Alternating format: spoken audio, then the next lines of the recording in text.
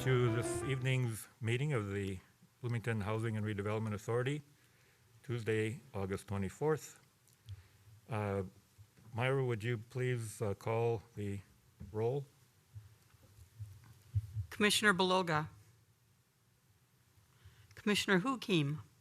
Here. Commissioner Lewis. Commissioner Olson. Here. Commissioner Thorson. Here. Let the record note Commissioner Lewis just walked in, but Commissioner Beloga is absent. There is a quorum. And as Chair Lewis gets settled in, are there any questions about approval of the agenda?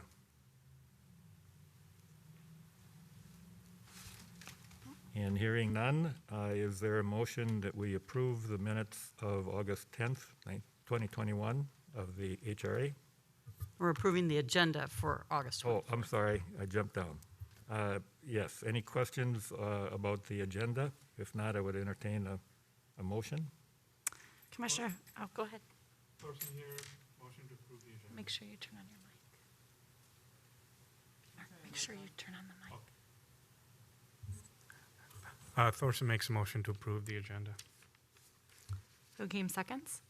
Okay, a motion to approve the agenda and seconded by Commissioner Hukim. Are there any comments before we vote? Hearing none, Myra, would you call the members for votes? Hukim. Aye. Lewis. Aye. Olson. Aye. Thorson. Aye. Motion passed 4-0. Thank you. Thank you, Commissioner Olson, for opening the meeting. We are now moving on to item number 3, approval of the minutes of the August 10th, 2021 HRA meeting. Are there any additions or corrections?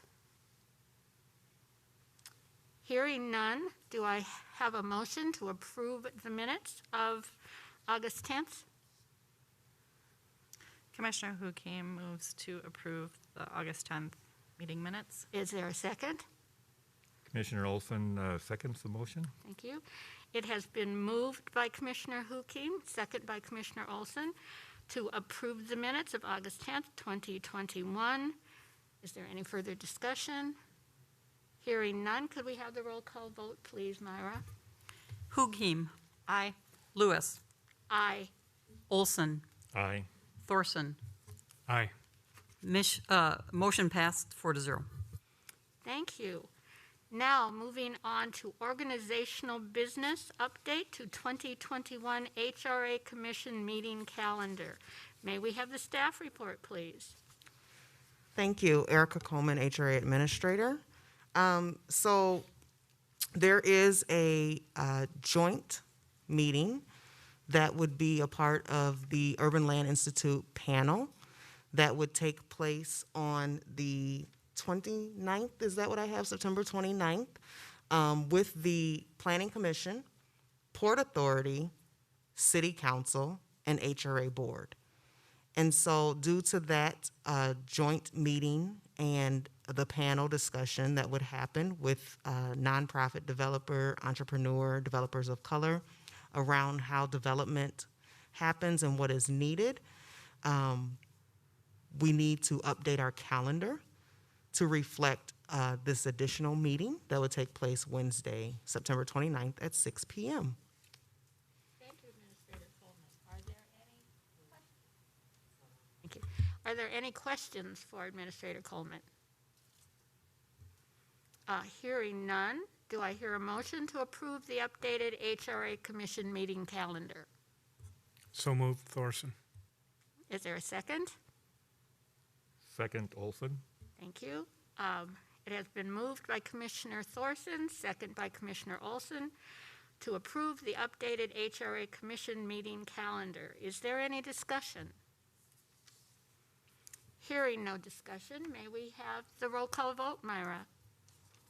Hukim. Aye. Lewis. Aye. Olson. Aye. Thorson. Aye. Motion passed 4-0. Thank you.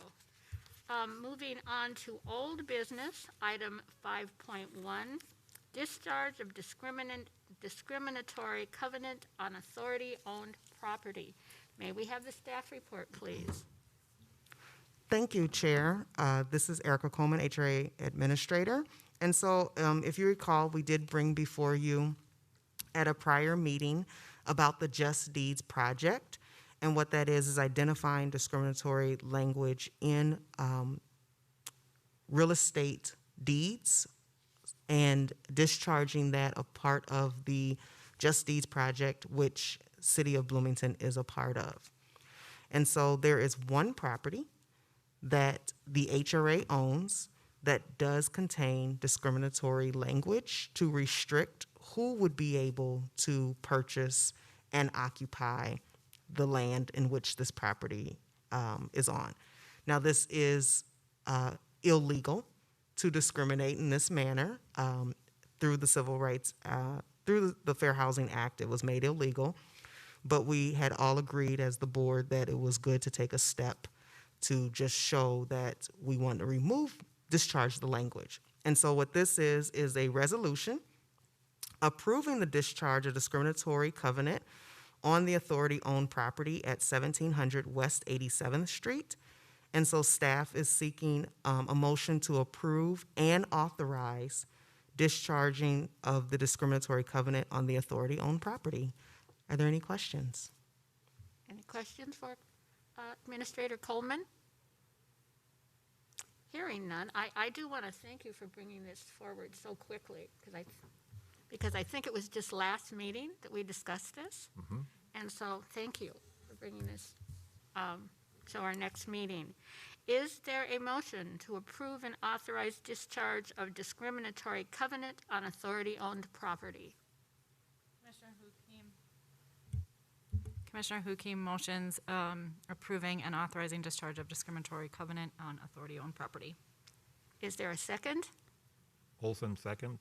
Thank you. It has been moved by Commissioner Hukim, seconded by Commissioner Olson, to approve and authorize discharge of discriminatory covenant on authority-owned property. Is there any discussion? Hearing no discussion, may we have the roll call vote, please? Hukim, Aye. Lewis, Aye. Olson, Aye. Thorson. Aye. Motion passed 4-0. Thank you. Moving on to new business. Item 6.1, a brush with kindness. May we have the staff? Oh, let's see. 5.2. Thank you. I did miss that. I apologize. Item 5.2 is the down payment assistance program discussion. May we have the staff report, please? Thank you, Chair Lewis. I'm kind of excited to bring this back before you. We had discussed the dedication of American Rescue Plan dollars to be used for piloting a down payment assistance program. And what I am bringing before you today is a draft of what a program could be to have discussion and feedback and comments to inform how we want the program to be. So if you'll see in the attachment, it's a draft program guidelines, and I can go through that fairly quickly, but proposing naming the down payment assistance Bloomington by Choice. And because we love our acronyms, it would be the BBC. And so to be eligible, we are looking at borrowers' household income not to exceed 80% of area median income. 80% right now is roughly a little bit more than $80,000 income per household. We would be using Minnesota housing income limits. Therefore, it's not adjusted by household size. So what that means is that what 80% AMI is, that's the cap. So if they have a 6-person household, 80% AMI is still the little bit above $80,000. If they have a 2-person household, it's still a little bit above $80,000. So I wanted to point that out because you do have the option that you would, if you want, to adjust it for household size. Second of all, they must be owner occupants that are purchasing their primary home. So this has to be the main home that they will own and live in Bloomington. And it would cover the whole city of Bloomington. So it's not restricted by neighborhood or location, but the whole city. And then they must have a valid, fully executed purchase agreement at time of application. So what that means is they're not applying for the down payment assistance before they have chosen a property or even been approved for primary financing. It's all happening afterwards. An eligible property would be a single family, attached or detached, townhome or condominium within the city limits of Bloomington, no purchase price limit, and home buyer must occupy the home as their primary residence within 60 days of closing on the property. So it pretty much needs to be a house that's built, and it needs to be a house that's habitable. The maximum loan amount that we are proposing is up to $10,500. Where that amount comes from is through the studies conducted by Minnesota Homeownership Center, the Minnesota Realtors that we presented before, that up to 11,000 households just need $10,500 to bridge that gap to get into homeownership. And bridging that gap is for people that are fully qualified to purchase a home at their income and where they're looking to purchase, just meeting the down payment requirements for that mortgage product. Also, in up to $10,500, what that means is it's not just applying for $10,500. If you're going to buy a house and you've put your earnest money in, which you have to have that, and you have gotten your primary financing and you get to closing and your closing costs are $6,230 and you have $4,000.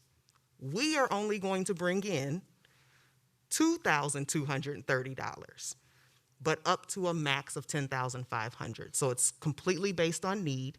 Buyers are not able to get any money back at the table or anything like that. It's just that last money in to get them over the hump. The loan terms, as this would be a loan secured by a mortgage and note, 0% interest, no monthly payment, deferred for 30 years. And so the loan is 100% repayable at the occurrence of one of these things: end of the life of the senior mortgage, or refinance, or when the borrower ceases to occupy the property as their primary residence, or transfer title, or at the end of the 30-year deferment as dated in the notes that would go along with the property. Loan security, like I said, we would be securing this with the promissory note and mortgage. No title insurance is required, no mortgagee clause required in the owner's hazard insurance policy. The next place I'm kind of excited about is the required homebuyer education and one-to-one financial counseling. So homebuyer education, also known as Homestretch Framework or Realizing the American Dream, are the three programs that are actually approved by HUD as homebuyer education. And so they have to be a HUD-approved program for the homebuyer education. And these are usually 8-hour courses, minimum 8-hour courses, that go through understanding the buying process and the mortgage process and how to take care of a home. And so that is required. Additionally, what each borrower applying for this down payment assistance would have to do is complete one-to-one financial homeownership capacity counseling that has a completion certificate that predates the home purchase closing date by at least 1 calendar month.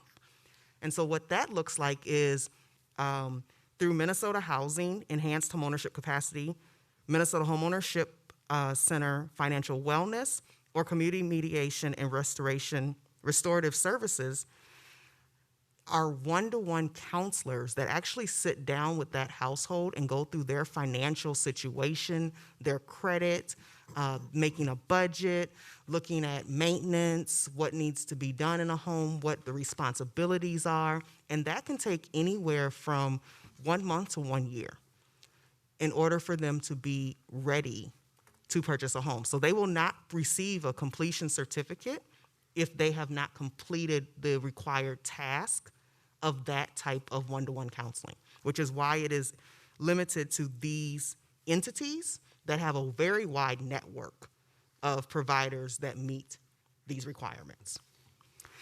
Eligible primary financing. So what this is getting at is that it can be offered in connection with any fixed rate. The reason for fixed rate is because ARMs and subprime lending was an issue when the economic downturn and the housing crash that we had. So a fixed rate portfolio that is FHA, VA, Fannie Mae, or Freddie Mac insured, or uninsured loan product that is generally considered in the lending industry to be a prime lending product. And so again, that's excluding subprime financing, which you can't really typically find nowadays, but some of it does kind of squeak through. And so this loan may not be used with subprime lending products, so that's expressly notated. And then it can be combined with other assistance programs. And the reason that is in there is because the HRA has rental homes for future home buyers, where that program allows residents, renters, to save part of their payment in escrow to go towards a down payment. We don't want to roll something out that would be adverse to the people that we are already trying to assist in getting into home ownership. So that's why that's in there, to not restrict it. The catastrophic language is just saying, like, if something was to happen, death, extended illness, or loss mitigation, we would release this mortgage. That's what that catastrophic language is saying. And then how to apply. To determine eligibility and fund availability, interested applicants should contact the lending services administrator. So what that means is a nonprofit organization that we would contract with to do this program. There are 2 organizations that I have spoken with that are nonprofit, community development finance institutions, history working with federal funds and reporting requirements, as well as currently administering down payment assistance and mortgage. They have mortgages of their own for other cities. Those 2 nonprofits are NeighborWorks Home Partners and Build Wealth Minnesota, both of which have community connections within Bloomington and are doing some work within Bloomington already. And so that would be who I would recommend. And what that looks like is they would have to do the application process, the income verification process, the verification that the clients or borrowers met all the requirements that are listed here. Then they would have to go to closing, provide the down payment assistance, and submit an invoice to the City of Bloomington HRA for repayment of that invoice, plus a $1,200 per closed loan fee. So that's the important reason of them being a CDFI. They have to be institutions or organizations that are big enough to be able to bring upwards of $10,500 to the closings that they have, and then submit the paperwork and wait for reimbursement from us, because staff would do contract management, so those are services contracts, as well as review the paperwork to make sure it's in order for it to be approved to be reimbursed and paid the admin fee. And so that's a lot of information, but I'm open for questions and discussion so we can make this what we would like it to be. Are there questions for Administrator Coleman? Commissioner Hukim? I guess I wouldn't say it's a question. It's more a comment. I would really like to look into the adjusting for household size. I think that's only fair. I look at like our nutrition programs and all of that, and those are all based on household size, and I think that would just be a good service. Otherwise, we're not doing a good service, I don't feel. So that's what I would like to look into, is that adjustment for household size. Otherwise, I think a lot of information was brought in, and I really appreciate the detail that has gone into this so quickly. So thank you. I would echo Commissioner Ukim's comment. That's one thing I wrote down. I would agree as Thank you well. for bringing that up. Are there any other comments? I would agree too. Okay. Does this, is this going to be a resolution tonight then that we need to amend? Okay, information only, discussion? Nope, this is information discussion only, even if you want to change the proposed name. Chair Lewis, This is, this is up for discussion. Commissioner Thorpe? I would agree as well, but I would ask Administrator Coleman to indicate why she chose the direction you did. I don't want to be missing something here that we haven't given consideration to. Yes, thank you, Commissioner Thorson. The direction I chose to bring it before you first was because this is a brand-new program, the down payment assistance program at My all. apologies, I meant the household size adjustment. Oh, I'm Yeah, sorry. why you chose not to versus doing it. So the household size adjustment, why I chose not to, literally is from my history with Minneapolis in administering a program that is very similar. And those two nonprofits actually administer that, and I was over the contract management and worked with them very closely. And they found it more difficult and limiting to adjust for household size because in Minneapolis it's a tad bit different demographic. House prices could be a little cheaper, especially with the focus of that program being primarily North Minneapolis. And so I just used the similar format, but I think Bloomington has a different demographic, different market, and I think that we can look at adjusting for household size first, and if we don't like it or we're not serving who we want to serve, then we can review it. All right, so you don't necessarily feel like we're going down the wrong path? Oh, no, not at Okay, all, all right. not at all.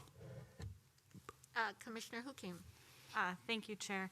I have another question regarding the education piece. So how are, like, say someone decides they want to buy a home, they're really excited, whatever, then they realize they don't have the down payment, but they say, oh, Bloomington has this great program and I can qualify, but they've already kind of started a process, but according to ours, we require them to have that education first. So I'm just kind of wondering, how are we going to play that out?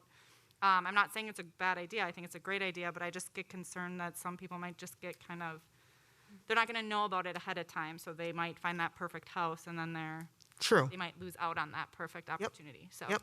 Thank you, Commissioner Huhim. So one, they have to have the home buyer education. And so one of the ways to market the program is to make sure the Minnesota Homeownership Center and Urban League Twin Cities are aware of our program, because they will market that with that home buyer education course. And the home buyer education course, Homestretch Framework, or Realizing the American Dream, is required for FHA financing, which you'll hear a lot about first-time home buyers getting into FHA. However, it's also required if you're using Minnesota housing programs. And Minnesota Housing actually has a down payment assistance and closing costs loan. They have the startup and they have the step up. Both of those can be used. One of them has a lower income cap and one of them has a higher income cap. Both of those can be used, and they require Homestretch or these other courses. So that's one way. Another way is actually notifying Minnesota Housing that we have a down payment assistance program. Marketing would be a part of the scope of services with the nonprofits about marketing the program. And then lastly, marketing other down payment assistance that is eligible, which right now there's the other down payment assistance, it's not a lot, but there's other down payment assistance programs that are available to be used in Bloomington. They're just not by Bloomington. Thank you. Commissioner Olson? Thank you, Chair Lewis. I have a question also on the education item, item 8, where it indicates that the certificate needs to predate the home purchase closing date by at least 1 calendar month. And it sounds to me like that means that, in effect, why is it not just 30 days or something like that? I mean, it's at least confusing to me about if something happens on the 14th of the month, do you have to wait till you get a full month? Thank you, Commissioner Olson. So if it's 1 calendar month, then it fits January to February or February to March, then it's only 28 days. If it is September, it's 31 days. So that was the difference with the 1 calendar month instead of just saying 30 days. I can change that, but I can say more so where this came from. The program that I did administer in Minneapolis required that the certificate predate the purchase agreement, and which was great until we got into this market.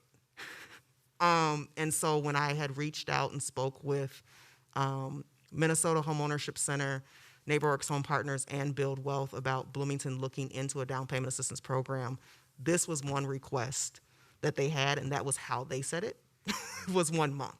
So 1 calendar month. I can change it to 30 days if you think that's less confusing, because it could be more confusing to say, well, if it's February, that's 28, you know. So we can change that if you'd like. I would recommend that pending Okay. other discussion. Is there any other discussion? Hearing none, since that was just a discussion item tonight, we'll be anxious to have it come forward to us when you get the program put together. Thank you, Chair Lewis. I'll say that when it does come forward, it would come forward for approval as a program and to also approve services contracts with the nonprofit organizations. And so I can also bring more information about their history and background. And then after approval by the HRA board, what needs to happen is that it would go to the city council for resolution to transfer funds, because it is ARP dollars and they could transfer the funding to the HRA account.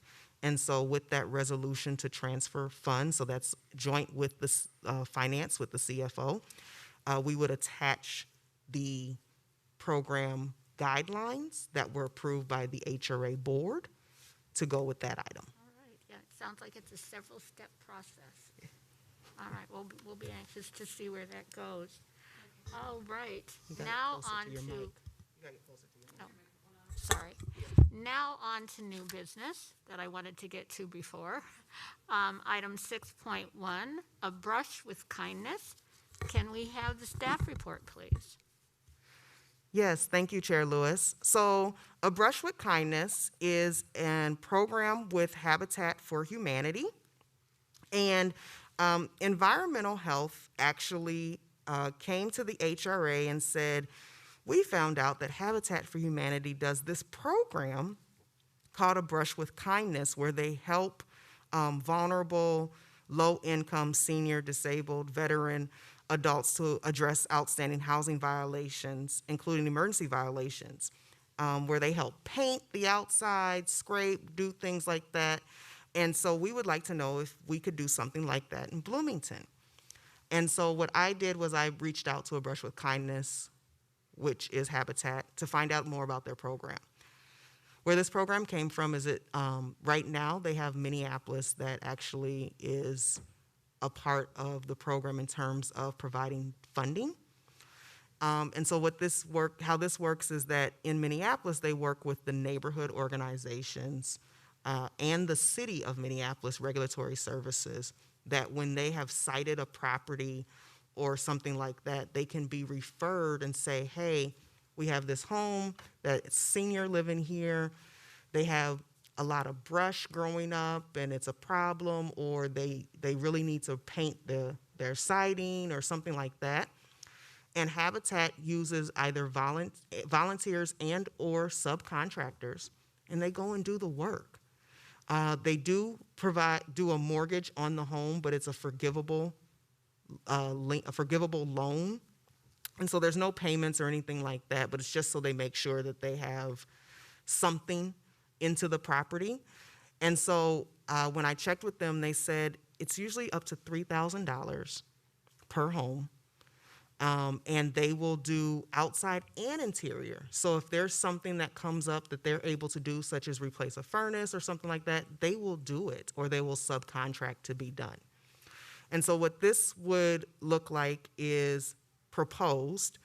The HRA is looking at $30,000 as a pilot, no more than $3,000 per home, so that would be a total of 10 homes maximum with $30,000, starting in 2022, to see about being able to refer homeowners who have some different things that have been cited with their properties, some of them over the years, because environmental health actually has a list, some of them over the years that they're usually seniors and they just need a little bit extra help. But we don't have a mechanism where we are going out to do that. And usually environmental health is, if they do the work, it's through Hennepin County and it gets assessed to their taxes at like 8%. And so it's something that's adverse to what we're really trying to do. And so we're looking at the possibility of being able to partner with the Brush with Kindness through a services contract, provide $30,000 as a pilot for 2022, and receive the reporting on what that looks like and what they were able to do. The money could only be used for Bloomington households. Thank you, Administrator Coleman. Are there any questions? Commissioner Olson? Thank you. Administrator Coleman, one of the things that struck me right from the start is that it's sounds very similar to the home program, HOME, that we've had here for many years. And I don't know if you've looked at some comparisons about that and how they might dovetail or whatever. The overview of home, as I understand it, including volunteering through some organizations, is cleaning windows and raking lawns and some basic things. So it looks to me like there might be a fit for going to one or the other. I believe that the home program is totally voluntary and not requiring any financial. So please comment about the comparison of the two programs. Absolutely. Thank you, Commissioner Olson. I think it's more of a bridge. As I understand home, and I'll ask Mr. Hartman to chime in. As I understand home, being household and outside maintenance for the elderly. And so to me, that is possibly after you've had orders, but hopefully that's before you've been written up and ongoing and helping. Whereas a Brush with Kindness is you've had orders that this is a problem. And in particular, what I keep thinking of is a property that I was told about that peeling paint all over the house, the exterior of the house, and it's really, really bad. And this, I think it goes back to maybe 2016, 2017, maybe before, that the city of Bloomington has kept telling this homeowner.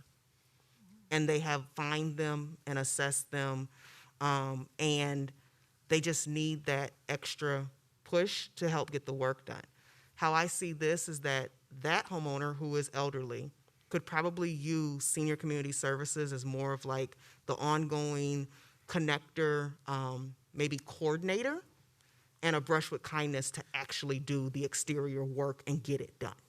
So I see it as a bridge, but I'd like Mr. Hartman to chime in.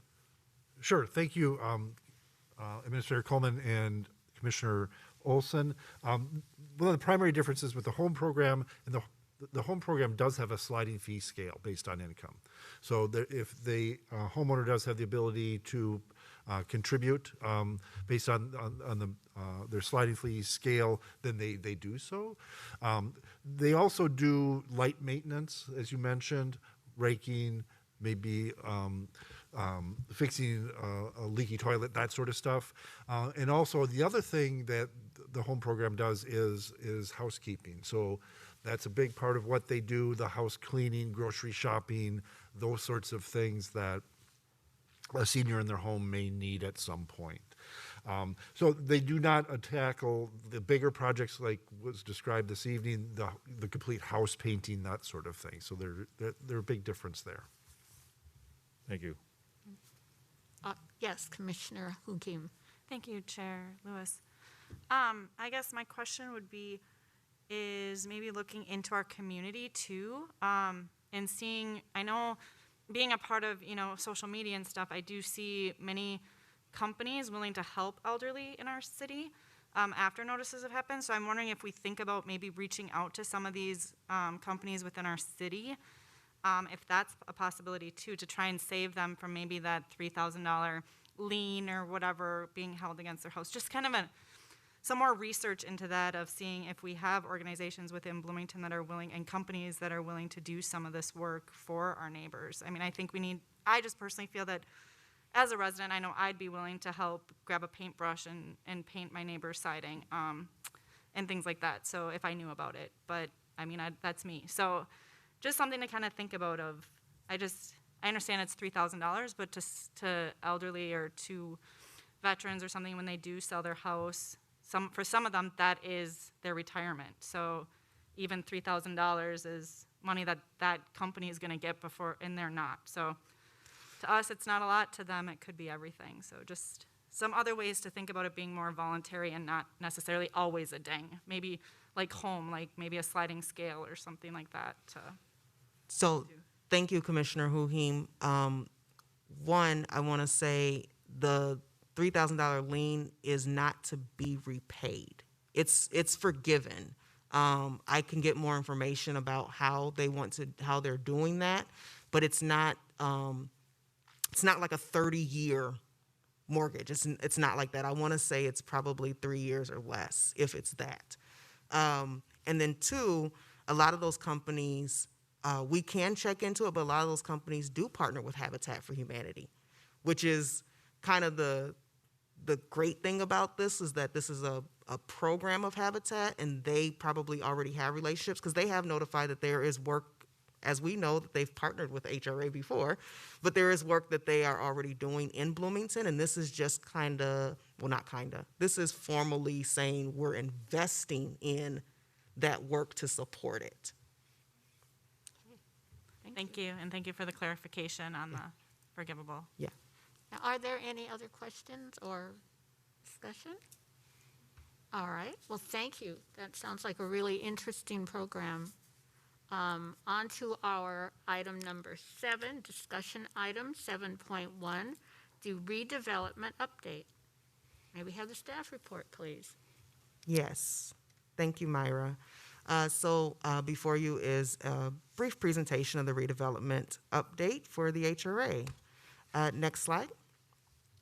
So Penn Terrace, which is 10071 Penn Avenue South, proposed new construction, 68 units, 100% affordable. We did receive a TIF application. This project has applied for low-income housing tax credit, and that decision will not be back until November of this year. And so what's happening now is we're just waiting for that decision. In the pre-application process, they had a very strong application. This project would provide 30, 50, and 60% units, so it's very exciting. And it is a proposal by Lori Beauclair Corporation. Sorry, I had to say her whole name. I don't know why I was stuttering on that. That we have had a great relationship with and history of really providing some great affordable projects in Bloomington. Next is Linndell Flats at 9320 Linndell Avenue South. Again, this is new construction at 81 units, 100% affordable at 60% AMI.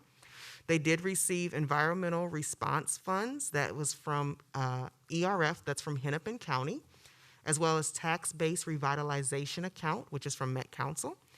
This is under construction, and they are currently advertising for leasing through Valair Management, and the expected opening end of January 2022. So, and they're coming along very, very well. These pictures don't do it justice for how well they are coming along and how nice that property is coming. Next slide. Blooming Meadows, formerly known as Village Club. We know Blooming Meadows South is preservation of 306 units, 60% at 60% AMI and 40% at 80% AMI. This project is more rehab in terms of stabilizing the residents that were there. That is going all right. It was slowed a little bit due to COVID, but they are still moving forward. And then Blooming Meadows North, which is at 1900 East 86th Street, is new construction of 172 units, 100% affordable at 60% AMI using income averaging. And it has 2 buildings for the 172 units. We did take a tour today of Building A, which they're calling the Green Building. And it is opening next Tuesday. People are moving in next Tuesday. It's really exciting. They did receive their certificate of occupancy. Building B is still under construction with a slated opening of December. And so that would be building the blue building.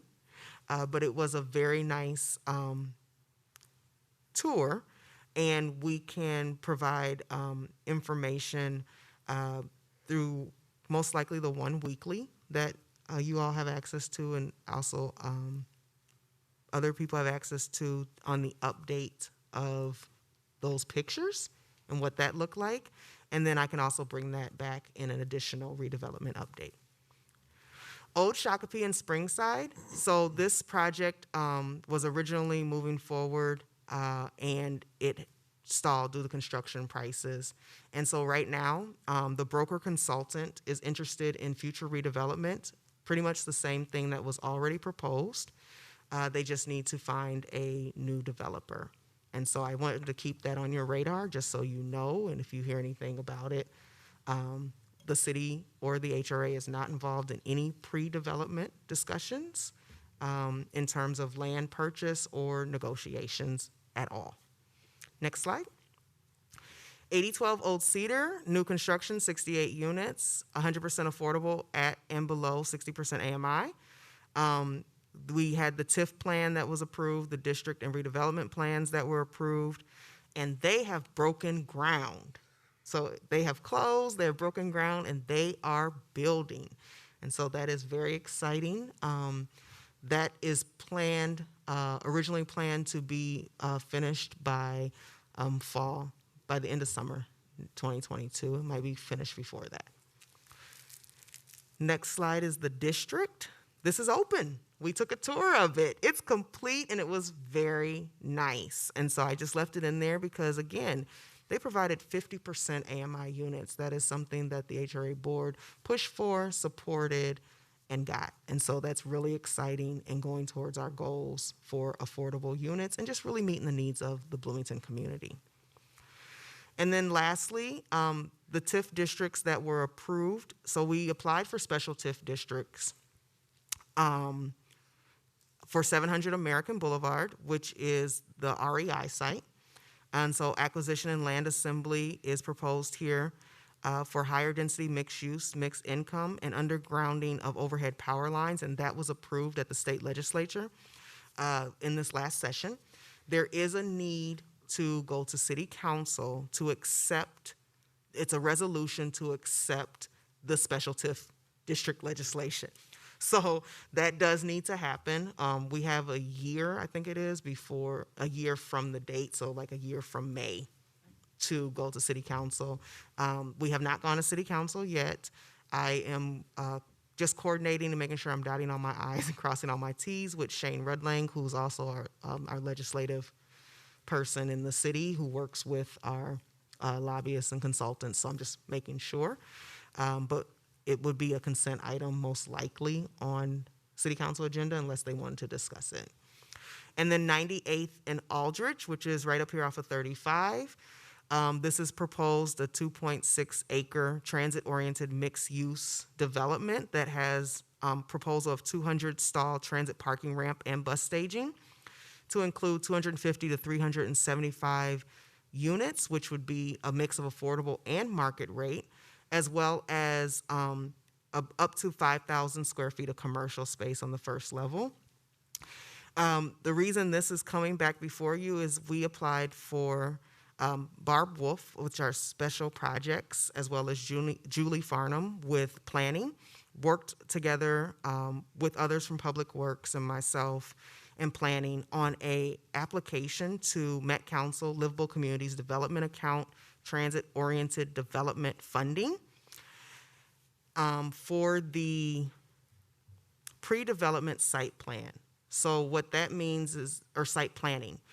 This location at 98th and Aldrich was purchased by the city using state aid. So Ralph right-of-way loan acquisition funds, right-of-way acquisition loan funds, excuse me, using that funding. And so a requirement of that funding is a study, a road corridor study must be done around the need of an interchange and how a layout would work with a development.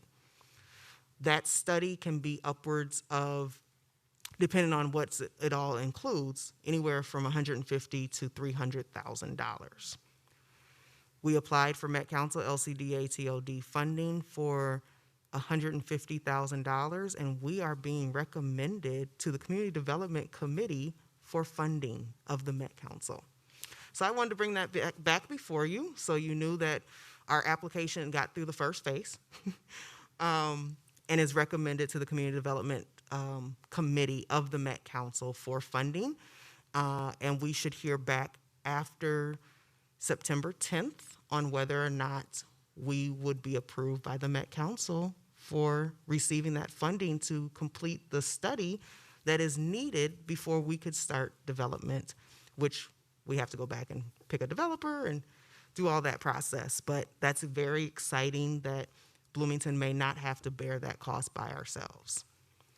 And so I just wanted to provide an update. That was everything I had, and I'm available for any questions. Thank you, Administrator Coleman. Are there any questions for her this evening? It was very nice. It was a nice report. There's a lot of good things happening. So thank you for sharing that with us this evening. Well, that brings us to the last item on our agenda, which is the adjournment for this evening. Do I hear a motion to adjourn? We're doing item 7.2 or no? There's no 7.2, or did we have an addition? Oh, we do have an addition, the commissioner questions and answers. Sorry, I noticed that wasn't on the first one. Are there any questions or things that the commissioners would like to bring up this evening? All right. Seeing that there are none, then we will move on to the adjournment. Do I hear a motion to adjourn? Move to adjourn. Is there a second? Who came seconds? Thank you. It's been moved by Commissioner Thorson, second by Commissioner Hukim to adjourn the meeting. May we have the roll call vote, please? Hughim, Aye. Lewis, Aye. Olson, Aye. Thorson. Aye. Motion passed 4-0. We are adjourned at 6:49. Thank you.